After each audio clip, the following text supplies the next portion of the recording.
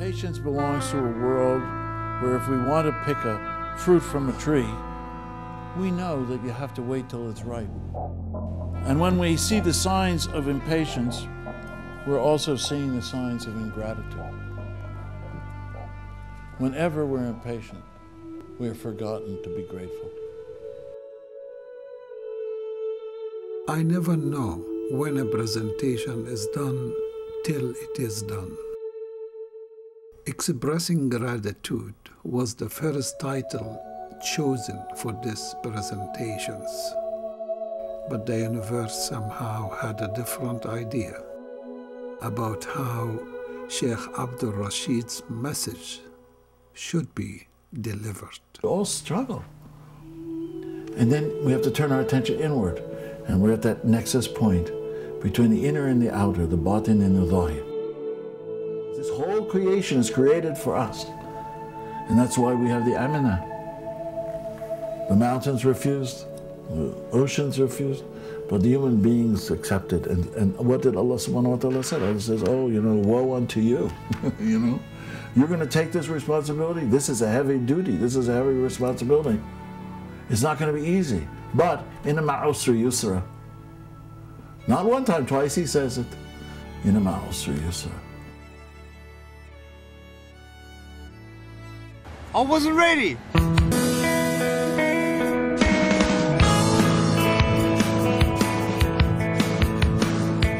have no arms and no legs, but I'm very thankful that I have my little chicken drumstick here.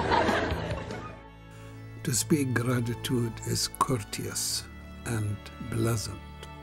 To enact gratitude is generous and noble.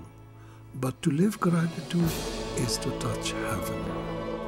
Listening to Sheikh Abdul Rashid, I realized this is not a lecture, but a formula to touch heaven. Listening to Nicholas Vujicic, I realized he is living the formula. One man is Christian, the other man is Muslim. Each man, however, with a unique perspective on life.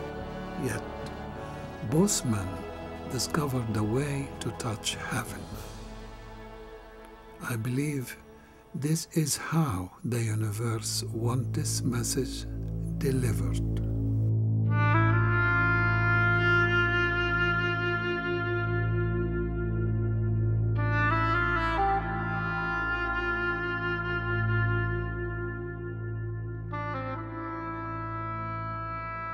The heart of a human being can be awakened. It was constructed to be awakened. And it's there in the heart that one finds Allah subhanahu wa ta'ala, finds the essential attributes that comprise the essence of human beingness.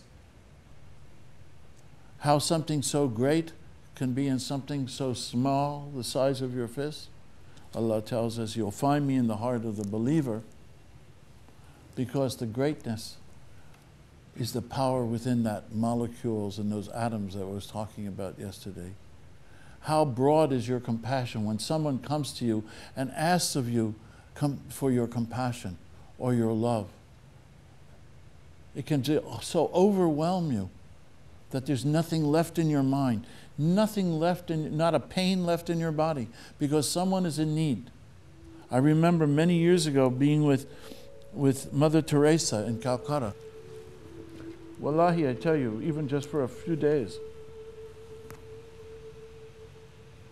Just for a few days, it was 1975. There was, if you were sick from the food stall people, if you were in pain for some reason, if you were tired, if you were worried about some issue, it was gone. Gone.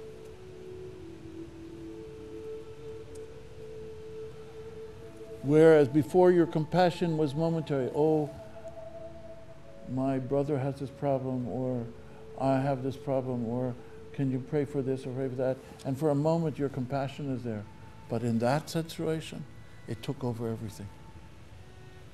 The vastness of compassion, the vastness of mercy, the vastness of patience, the vastness of tolerance, the vastness of justice, of love, of peace, 94 other vastnesses of the Asmaul Husna. And I pray that every one of us takes the time then to be grateful for such opportunities and to look at the things that make us impatient, that take away our gratitude, whether our children, our work, our fears, our financial situations, whatever, as we seek that harmony, that mizan, and remember that patience and gratitude are from the realm of timelessness and spacelessness. And in that timelessness, we should work very, very hard. We shouldn't worry about what's going to happen tomorrow, but we do, or 5 or 10 years from now. Yet at the same time, we have to have some track that we're on. We should work very hard today. We should spend our time on shukr. I have no arms and no legs, and I was actually born this way. And there's no medical reason why this had happened. So I have no limbs, but I have my little chicken drumstick. And we call this a chicken drumstick because first of all, it looks like one, and second of all, sometimes my dog thinks it's one. And I tell you, man, it's so funny. He comes up to start biting on it, and I have hit him in the head a couple times. It's nuts, man. It's so cool, man. I love to swim as well, and I actually float like a life jacket. I float upright like this, and then I have my little motor down here, and I go, like this, right? There is no point in being complete on the outside when you're broken on the inside.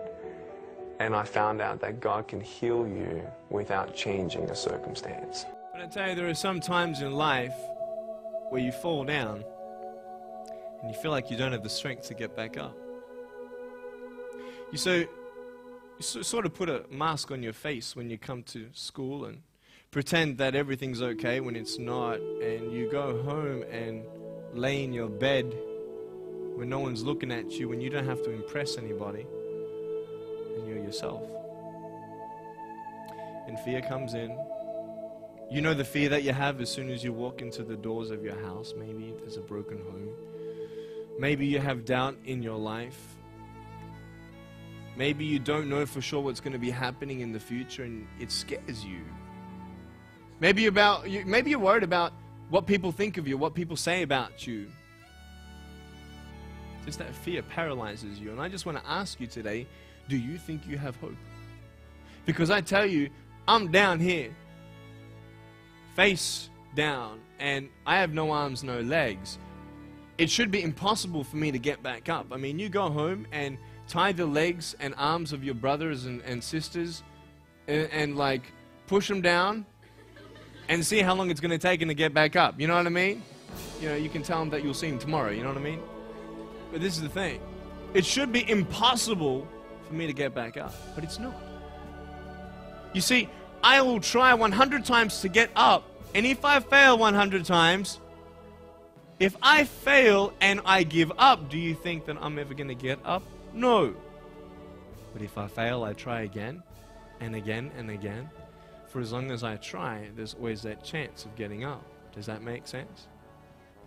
And it's not the end until you've given up.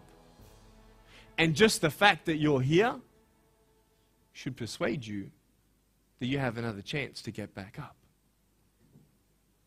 There's still hope.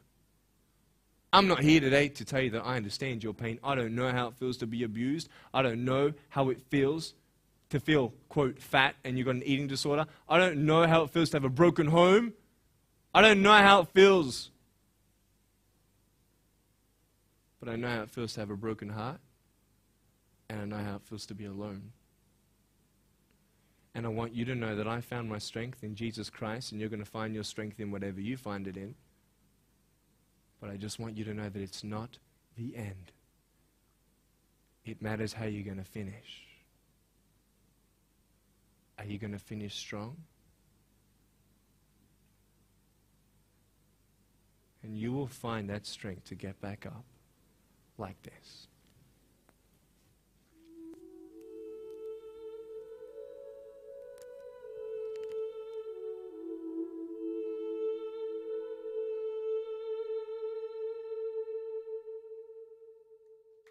I have a choice to either be angry at God for what I don't have or be thankful for what I do have. And my mom, she said, Nick, God's going to use you. I don't know how, I don't know when, but God's going to use you.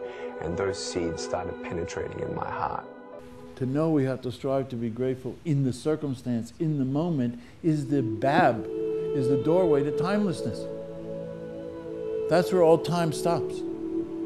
That's where Mother Teresa comes in and holds a dying child in her arms, knowing it's going to die. She could just leave it there. Knowing it's going to die, comforting the parent if there is one. How many times do you need to see death until it makes you still appreciate life and death? Whereas most people see it a few times and it loses its value. I was so grateful that there's a person like that in the world. Because how else could you watch so much death and misery? If it doesn't lift you up, it totally destroys you. If it doesn't make you more moral, it makes you totally immoral.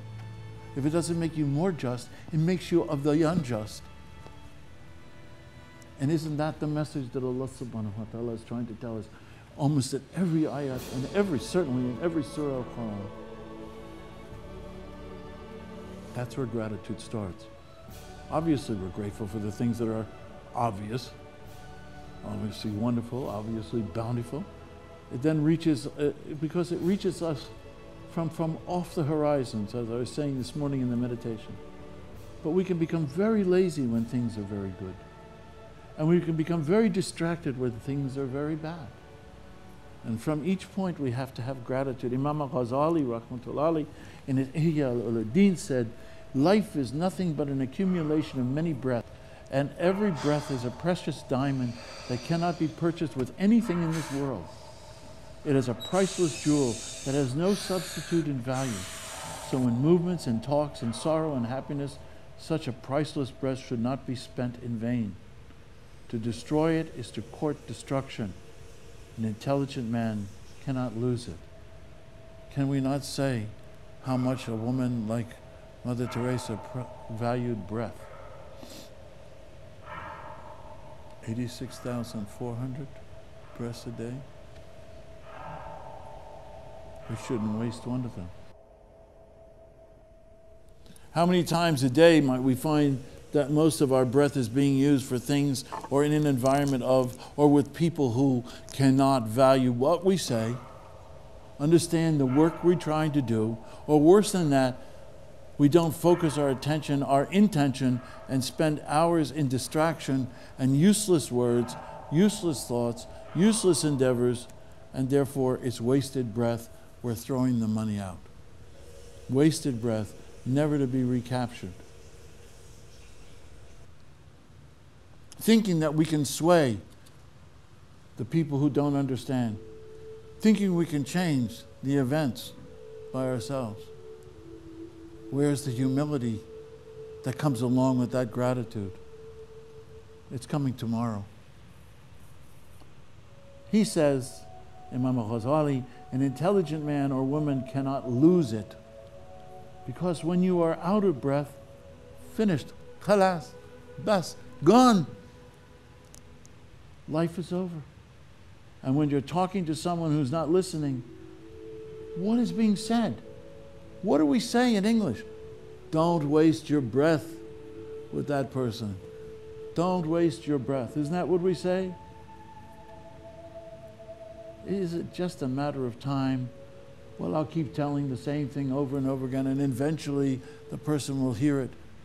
Are you sure? Eventually your words will have value? Are you positive? Think about that kind of situation. Don't you become frustrated? You can't get your point across? You can't even warn someone of a danger that's coming?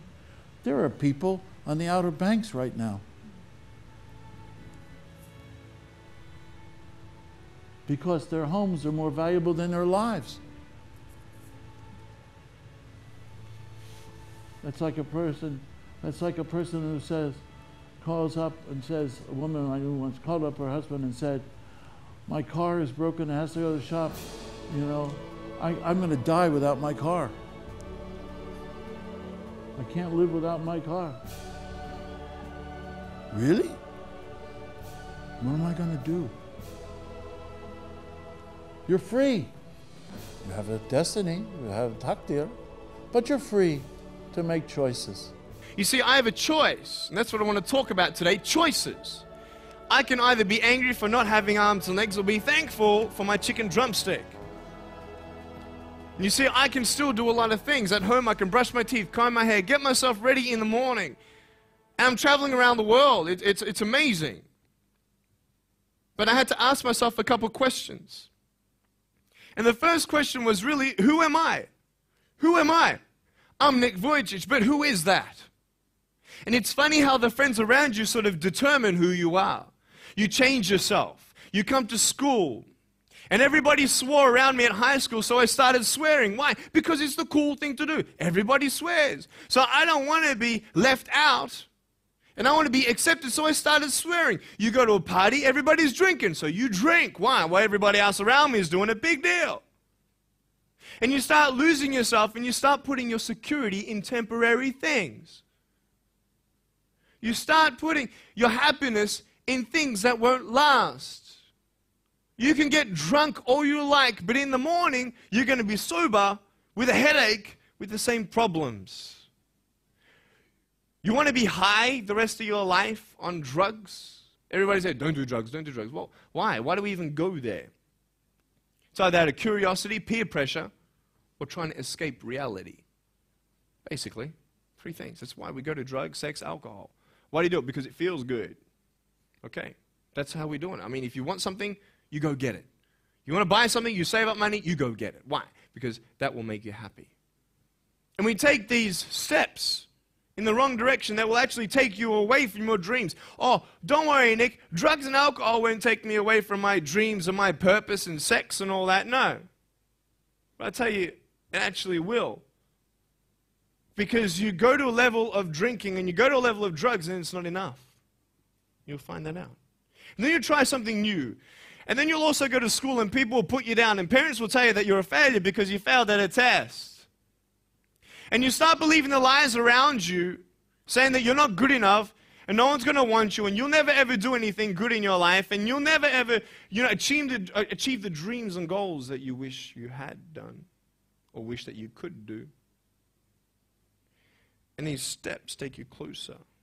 That voice saying, you're not good enough. You're not good enough, you're not good enough, and all you need is one more step to fall.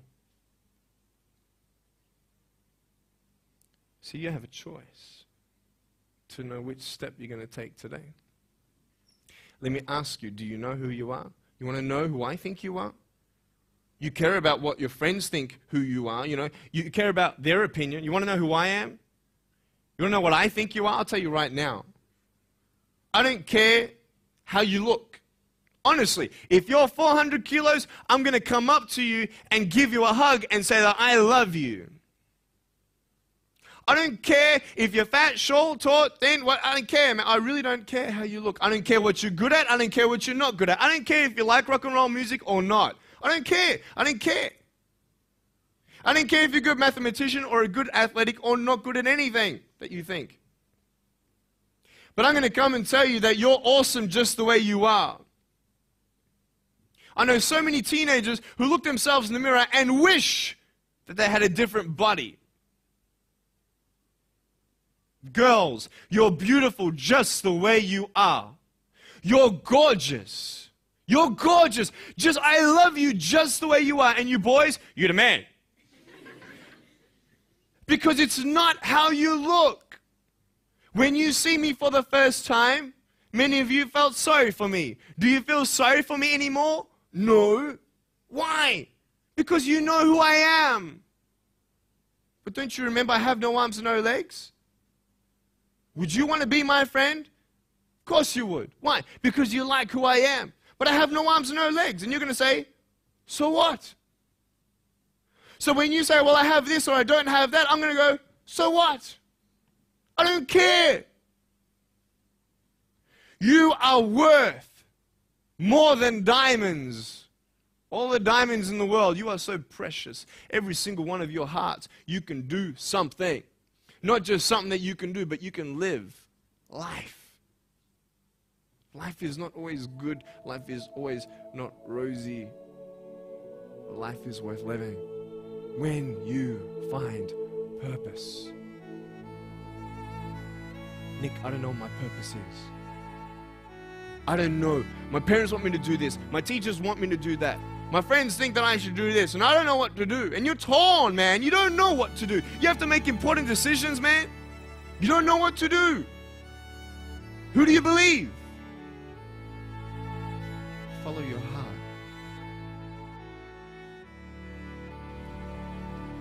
You know what choices are? They're in the realm of no choice. The only freedom lies in choices that are in the realm of no choice. How do we create an environment where that wasting of breath doesn't happen? You don't want it to happen. I don't want it to happen. You can tell yourself you're not wasting your breath. You can tell yourself anything you want to tell yourself, because that's the blessing that Allah subhanahu wa ta'ala gave us. These beautiful mothers here, they give birth to their children, our children. They have a choice. They have no choice. They're going to feed the child unless there's something really emotionally and mentally disturbed about them. They have no choice. I'm going to feed the child, but I can feed the child goat's milk, donkey milk, water buffalo milk, formula, breast milk. I can feed all these different things. I have all these choices within the realm of no choice. How much no choice do we realize that we have? That no choice is what Allah subhanahu wa ta'ala tells us is on the mahfuz. That's the no choice of our qadr. That's the destiny. You can tell yourself whatever you want. Let me tell you what he said, Imam al-Ghazali. Life is nothing but an accumulation of many breaths, and every breath is a precious diamond. Remember that? I just told you that a few minutes ago. Are you remembering that? I know to some people it sounds like life should be boring. And somehow it should be restrictive.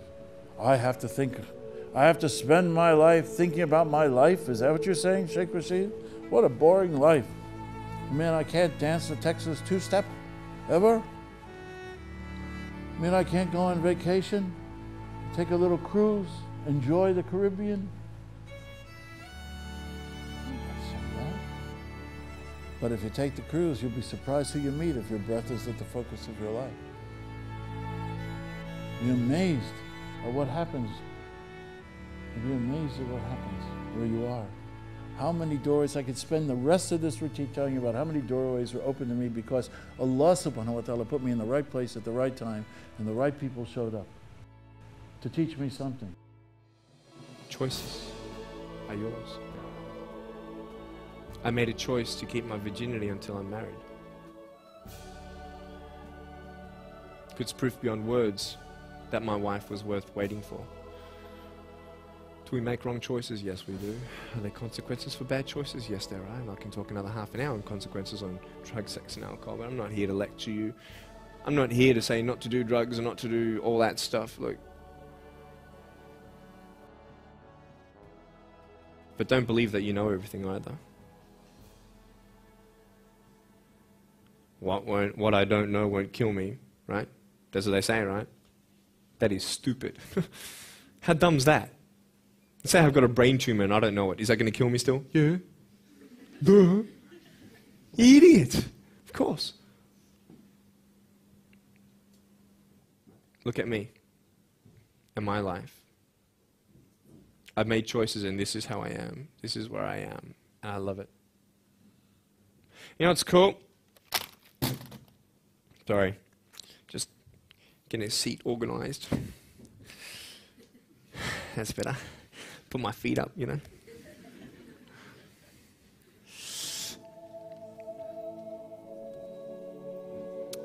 I want to talk about my wife. I'm not married. I don't know who my wife is yet, right? It's okay. I know she's coming. It's fine. She's coming. Just because you have no boyfriend, girls, it doesn't mean you're not beautiful, that you're not loved. You don't need a boyfriend. You don't need to use your body as security to make you feel that someone needs you.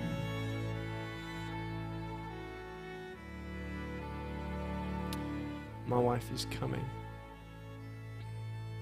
And I may not have hands to hold my wife's hand, but I don't need hands to hold her heart. That's all I want to hold. I'll tell you, a real man would wait. A real man would not put your life in danger if you're not 100% sure that you're going to be together for the rest of your life. That's why I haven't had sex, because I don't know who I'm going to marry yet. Why sleep around with everybody else? It's so silly. Why? Just for temporary pleasure? No, man. It's beautiful to know I've only shared that with my girl, and I'm her guy. I love that. We're going to have children together, I know that. And how am I going to hug my children when they're crying? I used to get depressed over that. What kind of a father am I going to be? Check this out. There was a girl, she's so cute, man, you know, one of my friend's daughters, and she was, you know, 2.5 years old. She had this pink flowery hat on, pink shoes on. She was about my height as well. And she came and she was hugging everybody goodbye at this family function, and she comes to me, and I'm sitting on the floor, and she's just looking at me, and I'm like, cool. She's just staring at me. I'm like, okay, what can a 2.5-year-old honestly be thinking about? Like, this is so weird. And she was looking at me for about 25 seconds, and then she realizes something. Like this little light, bing, you know, came to it. And she realized that I had no hands to hug, so when she came up to me to hug me, she put her hands behind her back. And she hugged me with her neck. I know! Isn't that more beautiful? It's so beautiful. Why am I here? To tell you this, that I love you. That everything's going to be okay. Not today, not to say that I am going to be with you every day to tell you that. Not to say that I understand what you're going through, but today I've come here so you would remember my smile.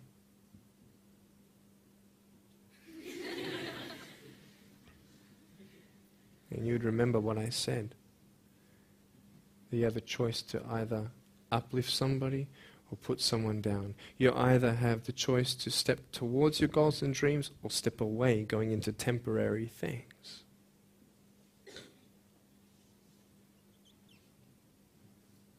You have a choice to either give up or keep going. Give up or get up. When you fail, try again, and again, and again. In this room are people who were born and raised Jews, Yeah. born and raised Christians, Yeah. born and raised with no religion.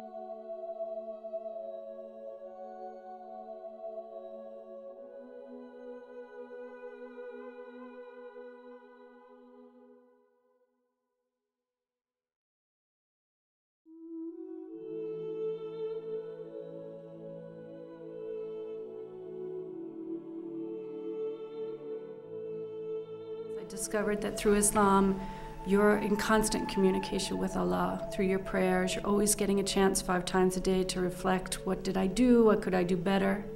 And the other thing that really struck me was the 99 names of Allah and how that is manifested throughout everything in life, but particularly what is it that I want to manifest of those names. I gave my life to Jesus Christ when I read John 9 at age 15. I went to my father's library, and it was early this is now 1953. And in this library, I find a book. And in the book, there's a little poem. And I thought, oh, I love this poem.